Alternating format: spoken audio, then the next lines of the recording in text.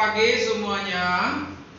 Nah, kali ini kita akan membahas buku paket kita halaman 54. Judulnya adalah vektor posisi.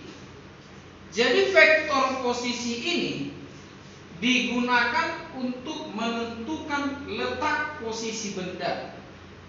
Tetapi harus ada titik acuan.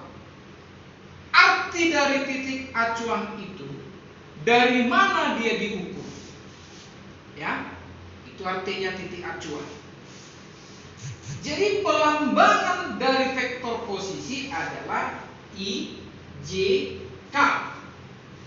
I itu untuk mewakili koordinat X. J itu untuk mewakili koordinat Y, yaitu ketinggian. Kalau X itu kejauhan. Udah? Kalau dia Z itu diwakili oleh K. Itu adalah kedalaman. Kedalamannya dan seperti ini ya. Ini Z. Jadi kalau saya contoh acuan, saya acuan. Berarti ini X. Oke? Ini Y. Ini dia Z. Jadi ini sebenarnya bukan milik ini tapi ke dalam. Cuman kan nggak bisa digambar dia ke dalam. Bisa dipahami ya? Nah, jadi gini dia. Jadi misalkan ini saya acuan, benda ini bergerak, dia seperti ini. Nah, berarti yang X itu adalah dari ke sini X, yang Y itu adalah ketinggiannya, yang K itu adalah yang ininya. Bisa dipahami ya? Nah, jadi kalau misalkan contoh kita buat, karena biasanya dalam penghitungan vektor posisi itu XY, ya, XY yang dibuatnya. Nah, jadi posisi benda itu satuannya adalah meter, simbol M. Nah, kita ambil contoh yang lebih gampang kita pahami. Contohnya pesawat yang berada pada ketinggian setelah beberapa saat lepas landas dari bandara, ya. Oke, contohnya di bandara, titik ini bandara. Udah? Berarti kan dia bergerak, pesawat bergerak hingga mencapai ketinggian. Maka kejauhan ini itulah X. Jadi nanti X1 ini dibuat dalam angka, Y1 juga dibuat dalam angka. Artinya X1 kejauhan, Y1 ketinggian. Nah, seperti itu dia. Jadi dalam rumus, maka posisi pesawat, rumus dasar XI tambah YJ, maka X1, ya kan? Tambah Y1. Nah, berarti di sini karena X1 angka, di sini kau buatlah di sini X1I, Y1J. Nah, seperti itu.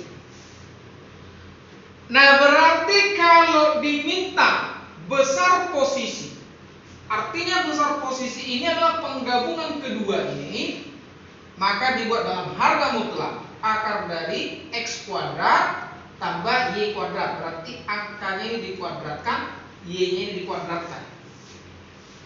Oke? Nah, itu kalau dia diminta besar posisi.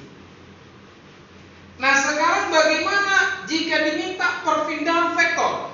Nah, kalau perpindahan vektor ini berarti dia sudah bergerak dua kali. Kalau perpindahan vektor dia sudah bergerak dua kali. Misal, ya, contohnya gini. Posisi pertama. Ini anggap aja bandara. Posisi pertama berarti X1, Y1. Baru bergerak lagi pesawat itu. Maka posisinya X2, Y2. Maka kalau perpindahan posisi akhir kurangi dengan posisi awal. Seperti itulah maksud dari perpindahan. Posisi akhir kurangi dengan posisi awal. Oke? Dalam vektor posisi harus menggunakan I dan J. Apa tadi manfaatnya? Karena kalau angka itu di belakang I, maka dia mewakili kejauhan. Kalau angka itu dibelakangi oleh J, maka dia mewakili ketinggian. Seperti itu ya. Nah, sekarang ini, kita perhatikan posisi awal R1. Posisi awal R1. X1i. X1i ditambah Y1J. Y1J. Posisi akhir X2i ditambah Y2J. Nah, ini dia. Maka kalau dikatakan perpindahan, maka kurangi saja yang akhir, kurangi dengan yang awal. Akhir kurang awal. Berarti delta R, R2 kurang R1. R2 persamaannya tadi yang ini, X2i tambah Y2J. R1 yang ini, X1i tambah Y1J. Kurangi saja. Berarti kalau dikurangi kan I dengan I, J dengan J, seperti itu mengurangi ya. Tidak boleh unsur yang berbeda itu dikurangi. Maka X2 kurang X1, itulah tadi I. Tambah Y2 kurang Y1, itulah J.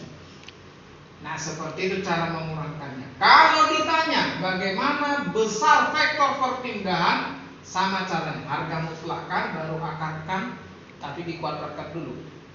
Oke, ingat. Perpindahan posisi memiliki satuan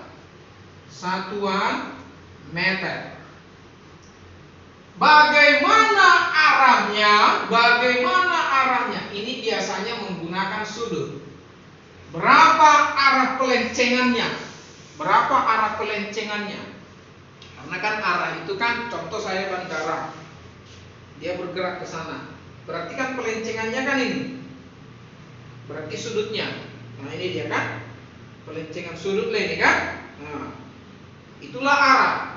Maka untuk mencari sudutnya ini, bagikan saja nilai dari Y dibagi dengan nilai dari X. Berarti setelah dapat nanti nilai yang ini, bagikan. Berarti ini bagi ini. Contoh misalkan ini kau dapat 2 kurang 1.